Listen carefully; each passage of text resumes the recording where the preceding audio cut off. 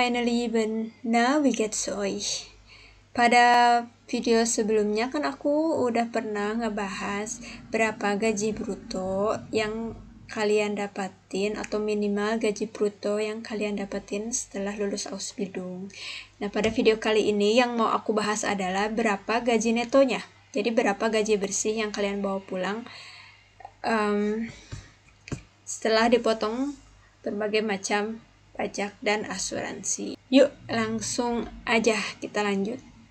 Nah, jadi sebenarnya cara ngitungnya gampang banget. Gaji bruto atau gaji kotor itu dipotong pajak, dipotong asuransi sosial, terus sisanya adalah gaji bersih kita atau gaji neto. Nah, sekarang masuk ke bagian perhitungannya. Gimana sih cara ngitungnya secara lebih terperinci. Nah, tadi teman-teman masih ingat kan kalau cara perhitungannya adalah gaji kotor dipotong pajak sama dipotong asuransi sosial, dan sisanya itu adalah gaji bersih yang kita bawa ke rumah. Di sini untuk nominal brutto entgelt atau gaji kotornya aku pakai gaji minimum di video sebelumnya 2050 euro. Terus dipotong pajak kan. Nah, di dalam pajak ini ada dua kategori besar. Yang pertama pajak penghasilan. Terus pajak penghasilan itu dibagi lagi ke dalam 6 kategori. Yang aku ambil ini sekarang kelas 6.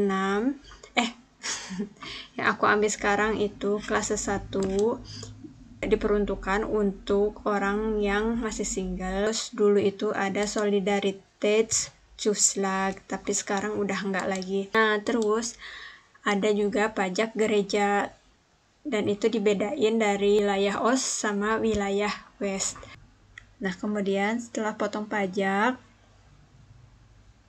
gaji kotor kita masih harus dipotong dengan asuransi sosial yang besar totalannya setelah diakumulasi 19,975% dari gaji kotor.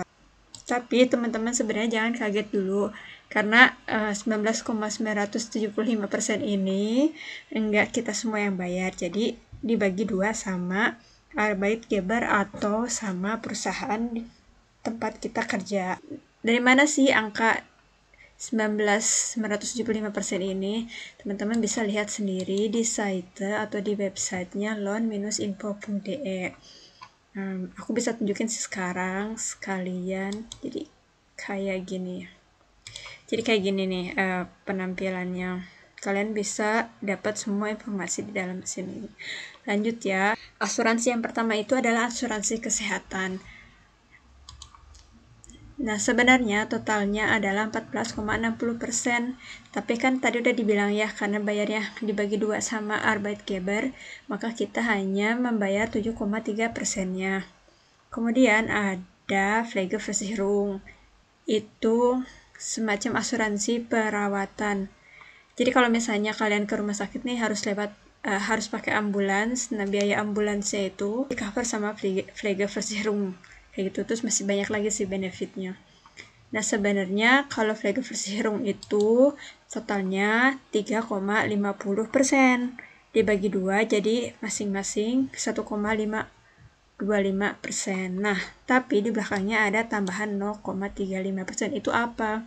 Itu adalah tambahan bayaran buat kita-kita yang single, belum menikah dan tidak punya anak. Tapi intinya adalah belum punya anak ya.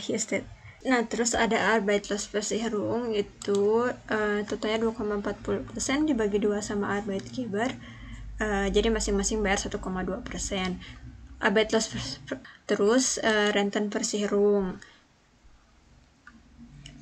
asuransi jaminan hari tua, itu besarnya totalnya 18,60%, tapi dibagi 2 sama Arbeitgeber, jadi kita bayarnya cuma 9,3%.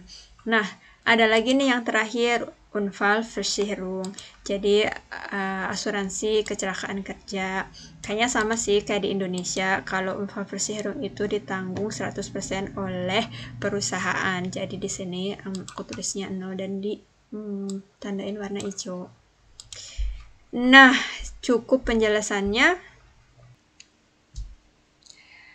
Ternyata jadi panjang banget pembahasannya. Mohon maaf sekali teman-teman. Untuk cara penghitungannya aku bakal buat di video yang terpisah. Terima kasih dan wir sehen uns im nächsten Video. Tschüss.